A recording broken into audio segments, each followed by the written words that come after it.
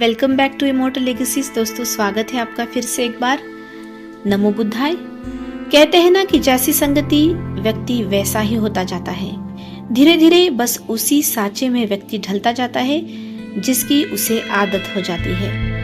घर पर हम चाहे जितना ही हमारे बच्चों को समझाएं, अच्छे विचार साझा करें, उनके सामने अच्छे उदाहरण पेश करें, लेकिन अगर बच्चे बाहरी दुनिया के संपर्क में आते हैं, किसी बुरी संगत के संपर्क में आ जाते हैं, तो उनमें भी नकारात्मक बदलाव आने लगते हैं। उससे बचने के लिए हर माँ बाप अपने बच्चों पर जितना ध्यान दे सके उतना देने का प्रयास करते रहते हैं। हाल ही में हमने मैत्री दिवस मनाया। मैत्री एक ऐसा रिश्ता होता है जो दिल के बेहद ही करीब माना जाता है, क्योंकि हम अपने दोस्तों से हमारे सभी सीक्रेट्स शेयर करते हैं। यही वो दोस्त होते हैं जो हमारे जीवन में सुकून का भी काम करते हैं। लेकिन जिन दोस्तों के साथ या फिर संगत के साथ हम हर समय रहते हैं, वह अगर बुरी हो तो हमारा बुरा समय भी निकट होता है।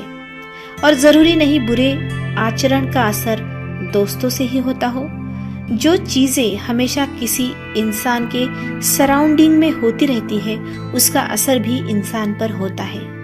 आज आपको एक ऐसी ही कथा सुनाते हैं, लेकिन कथा सुनने से पहले अगर इस चैनल को आपने सब्सक्राइब ना किया हो तो प्लीज सब्सक्राइब कर लीजिए। एक बार महात्मा बुद्ध देशना करते समय एक शिष्य ने उनसे सवाल किया, श्रमण, जीवन में अगर रास्ता ना भटकना हो तो कैसा आचरण करना चाहिए?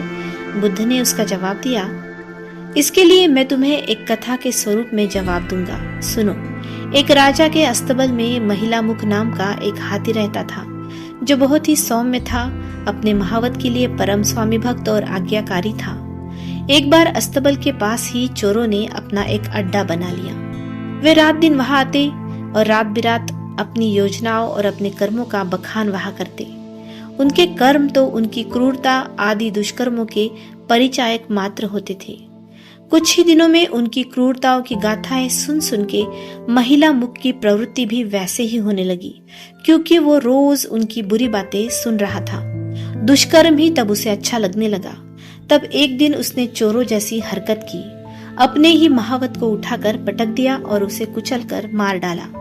उस सौम्य हाथी में अचानक से आए परिवर्तन से सारे लोग हैरान और परेशान हो गए।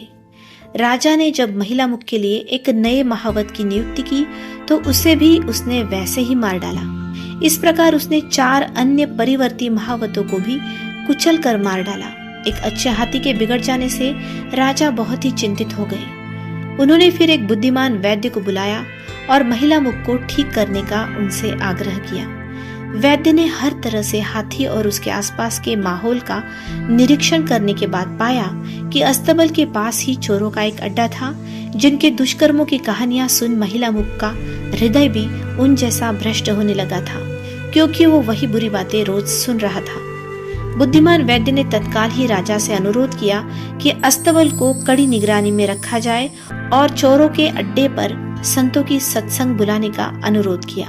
राजा ने बुद्धिमान वैद्य के सुझाव को मानते हुए वैसा ही कराया। संतों की वाणी सुन सुनकर महिला मुख भी अब संतों जैसा व्यवहार कर रहा था, क्योंकि वो संतों की मधुर वाणी और अच्छे विचार रोज सुन रहा था। महिला मुख की दिमागी हालत अब सुधरने लगी। इससे राजा बहुत ही प्रसन्न हुए और वैद्य को प्रचुर पुरस्कार देकर ससम्मान से उन्होंने विदा किया। कहानी सुनाने के बाद बुद्ध बोले, मित्र, इसी तरह जीवन में अगर रास्ता ना भटकना हो तो सही सोच होना बहुत जरूरी होता है, जो अच्छी संगति से और सही आचरण से होती है।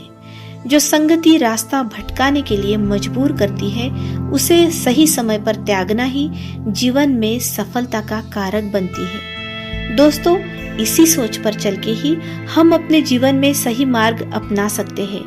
हमेशा ऐसे ही सराउंडिंग में रहिए जो अच्छी सोच रखते हो और अच्छाई सिखाते हो, वरना तो जीवन में धोखा देने वाले, बुरी आदतें लगाने वाले और राह भटकाने वाले बहुत से लोग मिल जाते हैं। लेकिन कई दोस्त सच्चे और ईमानदार और कठिनाई में साथ देने वाले भी होते हैं। बस उन्हें परखिए, सच्चे और अच्छे दोस्त चुनिए और हमेशा एक दूसरे का साथ निभाइए। अगर कहानी अच्छी लगी हो तो लाइक और शेयर जरूर कीजिएगा। बुद्धम नमामि।